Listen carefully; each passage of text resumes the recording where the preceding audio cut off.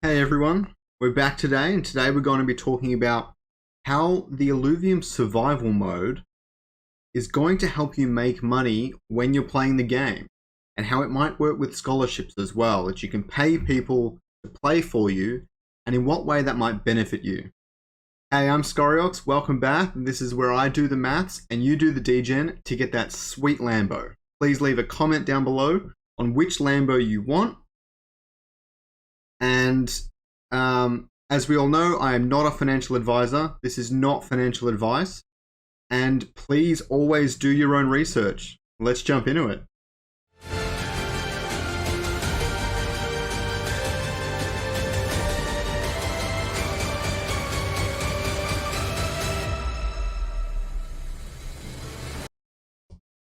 Okay, so this is all coming off of the Aaron and Vulcan interview that we had recently, where they discussed the different ways and the different gameplay styles in the game. And currently there are several major ways to earn. There's the Leviathan Arena, which is player versus player combat, where you both bet Ethereum essentially. There's selling captured Illuvials that you get by just playing the game, whether it's free or paid to play. And I'll go into that on more detail in a future video. You can sell harvested resources that you've gotten either from Illuvium 0, the land mini game, or from playing the main game. Instead of capturing Illuvials, you can do both, but it's usually, I figure most people will probably focus on one or the other.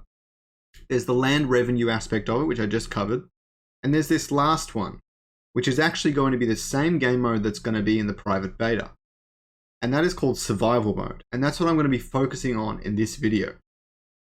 So in survival mode, what you do is you fight against waves of enemies, right? They just come one after the other. In between waves, I think you get to change up your enhancements, which are kind of like items from TFT. You get to change out your Illuvials or add more to the board. You might even get to add from a pool of the wave you just defeated and things like that. But you'll mostly want to have a strong team so that you can really reach the later waves. We don't know exactly how that sort of thing is going to work, but just know that that's kind of the focus. Just play for as long as you can. The better you do, the more rewards you'll receive. And Aaron mentioned in the interview that the rewards will be given in ILV. Okay, that is the native token for Illuvium. Now, we don't know when they will be given out. You might play for a period of 1 week or a fortnight, and then at the end of that period, it gives you ILV, or if you get it after the battle. But the way he describes it, I think it will be given out in intervals. I don't know exactly what that is, but I don't think it will be as soon as you complete the battle, because how he described it is that the ILV reserved for in-game rewards, which was initially 1 million, 1 million tokens. I think it might be 1.5 million now, but this keeps changing, so don't take me on that one. Probably be different by the time you watch this video. And he stated in an interview that it will be given out over 3 years. Now, I've been trying to ask him, right, I want to discuss with him further statements on that, because there's a possibility of this earning revenue distribution, which would mean that it would help balance out the rewards. And I'll explain it all in a minute. Okay? So here was the big takeaway. He said that it would follow a similar system and premise to staking. Okay? Now, I have to explain staking first to go into it, but basically a certain amount of rewards will be given out over a certain time period, and the more stakers, or in this case, the more people playing the game, means the less rewards per person. But I'll explain this in a second. So let me just explain staking. So let's go back to our 3 friends again. We have Mitch, James, and Jerry. And there are 300 tokens that will be distributed over 3 years. In reality, it is 3 million tokens, and way more people, but I'm aiming to keep it as simple as possible. Now, these 3 friends can only get these tokens by staking, and then it is distributed accordingly. Let us say Jerry stakes 2 tokens at 2.0 weight, so it is locked up for 1 year. And the other 2 stake 2 tokens, each at 1.0 weight, which would be the minimum lock period. In V1, that is flexible lock, no lock at all, but in V2, that will be a 1 month minimum. This is all subject to change. If this stayed as it was for the next 3 years, then the 300 tokens will be distributed as follows. Jerry's tokens would effectively be considered as 4 instead of 2 due to the weighting, and he will receive half the tokens, being 150. The other 2 would receive the other half, 75 tokens each. That is essentially the benefit of locking up for 2.0. Now, this is the simplest form of staking rewards. However, I should also mention that this distribution isn't actually linear. About half of the tokens would actually be distributed in the first year, and then the remaining 150 would be handed out over the next 2 years. Okay, the bulk of the rewards happen right at the start, and it curves off towards the end.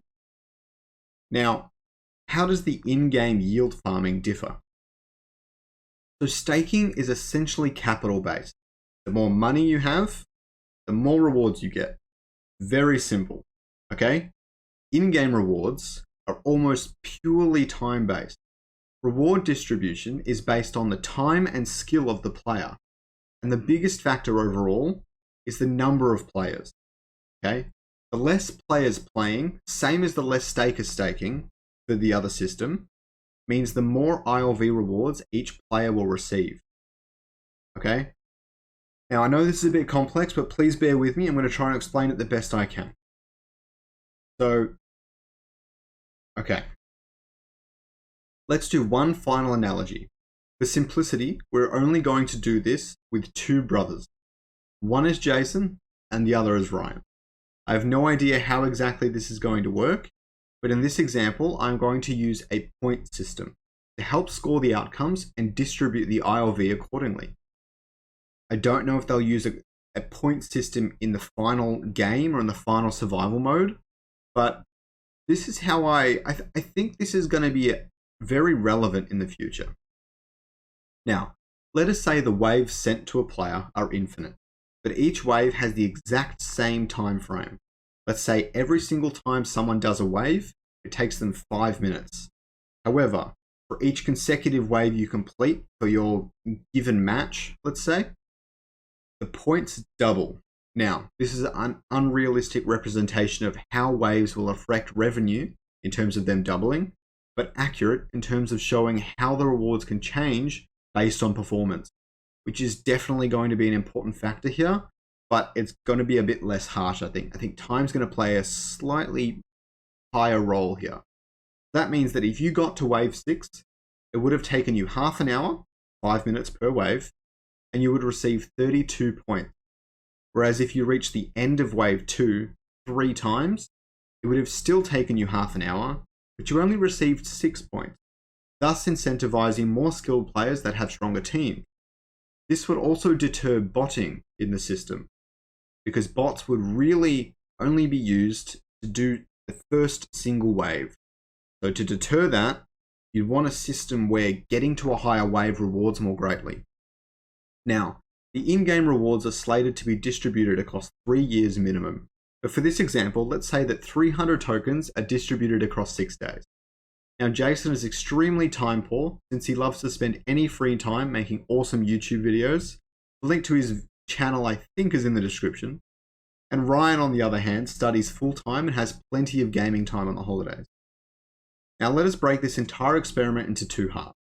On the first 3 days, Jason only played for 1 hour, but since 1 hour each day. But since he managed to buy some sweet Illuvials off the market, he managed to reach wave 4 3 times on each day, which gives him a total of 72 points for 3 hours of playtime. Not too bad. His brother doesn't have as much money, and even though he's building up using his time as collateral to gain resources to purchase or find stronger teams, he spends 8 hours each day playing the Illuvium survival mode, but only reaches the end of wave 2 on any given day. This is a total of 288 points total for 24 hours of playtime. If the rewards are now distributed for the first half of the time, which is 150 tokens, we can see that Jason receives 30 ILV and Ryan receives 120 ILV tokens. Okay. Now, Ryan invests this into making his team way better. For the next 3 days, they spend the same amount of time each playing the game, 8 hours and 1 hour, but both players reach wave 4 every single time. This puts Jason at 72 points and Ryan at 576 points. You can already notice the difference it makes. In this way, Ryan leverages his time to turn Illuvium into a massively profitable and fun side hustle. At the end of the in-game rewards distribution, Jason receives 17 tokens and Ryan receives 133. Now, what does this all mean? Most importantly, the less players playing, or the less players with strong teams, means that the better rewards for those that invest into powerful teams. Ultimately, this doesn't last forever. The more players jump onto the game, then the more people that these rewards are distributed among. But it could be extremely lucrative in the early stages of the Illuvium ecosystem. That's worth keeping in mind if you want to invest a large amount of capital to retrieve a strong team. And obviously I'll be updating down the road, so please subscribe down below so I can help you out, but I'll be updating what will be the most profitable way to approach Illuvium. Revenue distribution, the survival mode, playing the main game, all these sorts of factors I will keep analyzing, okay? But just know that in a lot of ways, this yield farming or this game farming is the opposite of revenue distribution. Revenue distribution is higher the more players you have. Getting yield from inside the game is higher when you have less players. So diversification is important in any stock or crypto portfolio, but in terms of, at least for myself, when I'm investing in a game so heavily like this one, I need to diversify across it. Land, game, ILV. All three have a lot of inverse correlations, and I'm focusing my time on spreading it out amongst them. All right, I hope you guys enjoy the video. I'll see you next time. Hey everyone, thanks for watching the video. I hope that you'll watch that next video up in the top right hand corner, or don't, but I really do appreciate it. Please like and subscribe down below, and I'll catch you all